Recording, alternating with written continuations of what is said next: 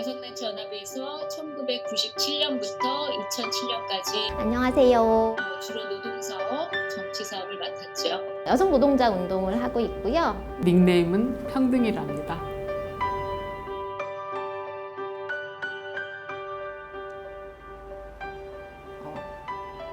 여성들이 받는 임금은, 우리나라 여성들의 임금은 OECD가 성별 임금 격차라는 지표를 집계한 게 2002년도부터예요. 2002년도부터인데 그때부터 지금까지 단 한 번도 OECD 1위를 놓친 적이 없어요.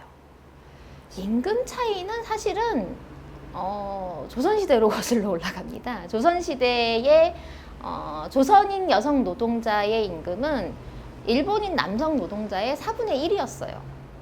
그러한 임금 격차가 지금까지 쭉 유지가 되어 오고 있는 거고, 사실은 지금으로 따지게 되면은 일본인 남성 노동자는 우리나라에서 남성 정규직 노동자라고 얘기할 수가 있죠.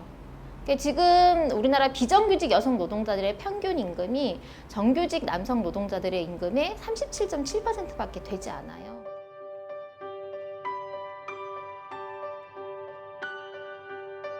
무역회사 다니던 여성이 있었어요. 회사 다니다가 교통사고가 나온 거예요. 너무 아파가지고 계속 근로하기가 어려웠어요. 그래서 이제 퇴직을 해야 되나 보다 해서 소송을 제기했어요. 법원은 이렇게 판단했어요. 통상 한국 여성들은 25이 정년기다. 그럼 26살부터는 가정주부가 되어서 가사를 전담해야 할 사람이다. 따라서 이전에 받았던 임금은 25살까지, 26세부터는 도시 일용 노동자의 급여를 줌이 타당하다라는 결론을 내린 거죠. 1심이 그렇게 났습니다. 어떻겠어요? 여성들 왕창 화가 났죠. 그래서 여성의 전화를 비롯해서 한 6개 정도 그 여성단체가 모여서 연합회를 만들었어요. 그래가지고 대응을 합니다. 그래서 2심에서 정년을 인정받은 거죠. 55세 정년을 인정받고 보상도 받게 됐습니다. 그런 사건이었어요. 조기 정년은 뭐하고 굉장히 같은 동의어라고 얘기할 수 있냐면 결혼 퇴직제하고 굉장히 동의어라고 얘기할 수 있습니다. 결혼하면 여성은 퇴직한다. 그렇죠. 그러니까 줄여서 결남출이라고 하는데, 결혼, 남자친구, 출산에 대해서 항상 확인을 해요, 회사들은. 근데 문제는 뭐냐면은 면접 자리에서 그런 질문들을 하는 거는 대한민국 법상에서 분명히 불법이에요. 불법임에도 불구하고 사람들이 자기가 불법을 자행하고 있다라고 하는 걸 몰라요. 제가 어떤 회의 자리에서 중소기업 대표를 만났는데, 아니 사람을 뽑는데 언제 결혼할 거냐, 언제 출산할 거냐, 애는 언제 낳을 거냐, 이런 거를 안 물어보고 어떻게 사람을 뽑냐 라고 하는 질문을 되려 하더라고요. 우리가 2000년도에 여성단체와 이제 노동운동단체들이 모여가지고 어떻게 하면 출산이 여성만의 문제가 아니고 또 여성과 남성만의 문제도 아니고 우리 사회 모두가 같이 책임져야 되는 사회적 노동인가를 알리고 그것을 지원하는 법을 만들 것인가를 이제 고민을 하기 시작했죠. 법률 개정안을 만들었어요. 이름은 모성보호 관련법 개정 법률이라고 우리가 대중들에게 알렸지만 사실은 기존에 있는 세 개의 법을 개정하는 운동이었거든요. 그게 근로기준법, 남녀고용평등법, 고용보험법을 개정하는 것이었어요. 우리가 이 운동에 대해서만큼은 우리가 책임을 져야 된다. 반드시 성공을 시켜야 된다. 이게 이제 우리 세대만의 문제가 아니고 다음 세대를 위해서도 우리가 해야 할 일이다.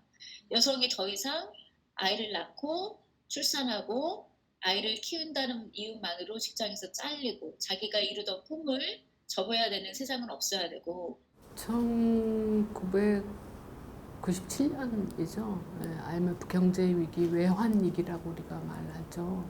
그 당시에 9개 정도 주요 은행에서 구조조정 대상이 됐던 사람들 중에 여성 비율이 80%를 상회했던 걸로 제가 기억을 합니다.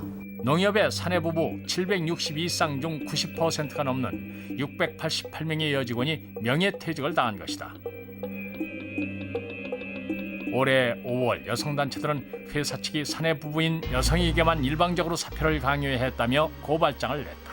대표적인 게 농협이었어요. 저희들은 직감했습니다. 이게 어떻게 보면 결정판이 될 것 같다. 그래서 더 이상 이 금융에서의 이러한 상황, 이러한 사태, 저희들은 그것을 여성 우선 해고라고 명명했습니다. 일단. 그리고 이것이 더 이상은 그 타 업종으로 번져서 여성 노동권이 더 이상 흔들려서는 안 되겠다. 그렇게 하려면 우리 여성들이 뭔가 역할을 해야 되지 않겠냐라고 생각을 했고 가장 합리적인 방식으로 소송을 하기로 했습니다. 4년간 소송을 했고 저희는 패소했습니다. 농협 사건에서 해볼 수 있는 모든 일을 해본 것 같습니다.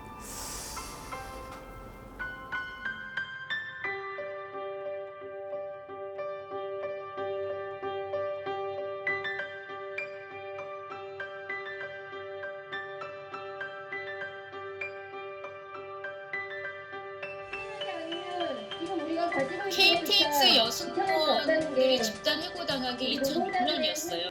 해고당한 여성 노동자들이 너무나 강하게 조금의 어떤 그 약한 모습도 보이지 않고 투쟁을 너무나 열심히 하셨어요.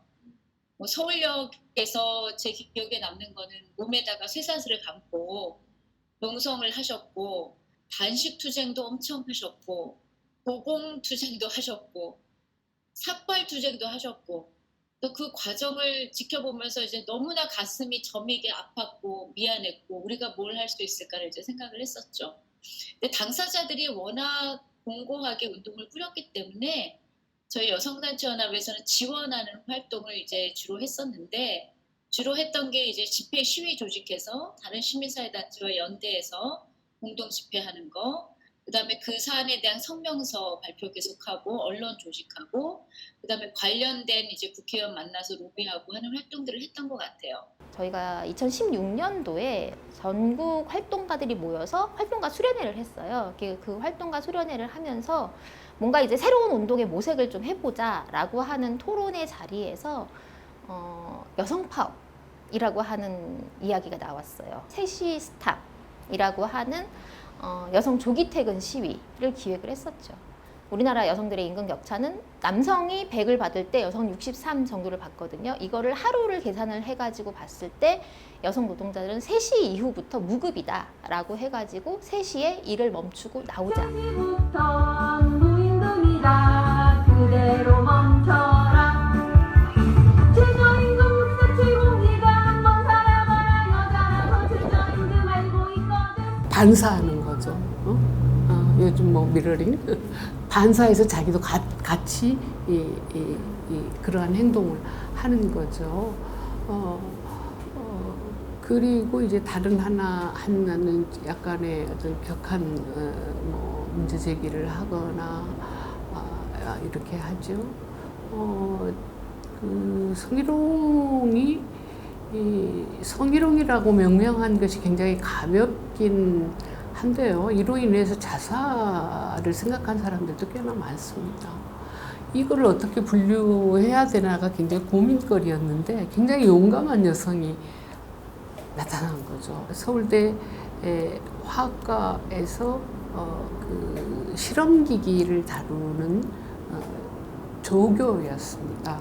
그리고 가해자는 누구였냐면 그 학과 교수 기기 담당 책임자였습니다. 이 여성이 서울대 안에 대자보를 붙이고 문제 제기를 했고 서울대 법대 학부학생, 대학원생, 화학과 학부학생, 대학원생들이 굉장히 그 대책위를 만들고 나섰고 우리 여성단체들도 대책회의를 만들었죠. 1심에서 저희들이 3천만 원 보상하라고 판결을 받아서 그때 정선생 이렇게 하면 500만 원이야? 라고 하는 굉장히 희화되는 경향이 있었습니다. 서울대 신교수 사건, 그 사건 자체가 한국 사회에 갖는 의미가 컸기 때문에 그 사건 자체도 굉장한 관심거리였지만 저의 주된 관심은 어떻게 이거를 법제화할 것인가, 특히 at workplace, 직장 내에서 일어나는 것을 어떻게 법제화할 건가, 이거를 단일 법제화하기는 굉장히 어려운 문제여서 남녀고용평등법 8조, 지금은 바뀌었을 겁니다. 당시로서는 8조에 집어넣고요. 그렇게 하는데 6년별로 했습니다. 법제화가 되기까지 6년. 그래서 아까 말씀드린 이론화, 법제화 이 기준이 만들어져 있고, 그러나 아직도 조금은 더 그 규범을 좀 더 손보아야 한다라는 의견들이 있는 걸로 알고 있습니다. 후배들이 해주세요. 후배들이 잘 해주세요.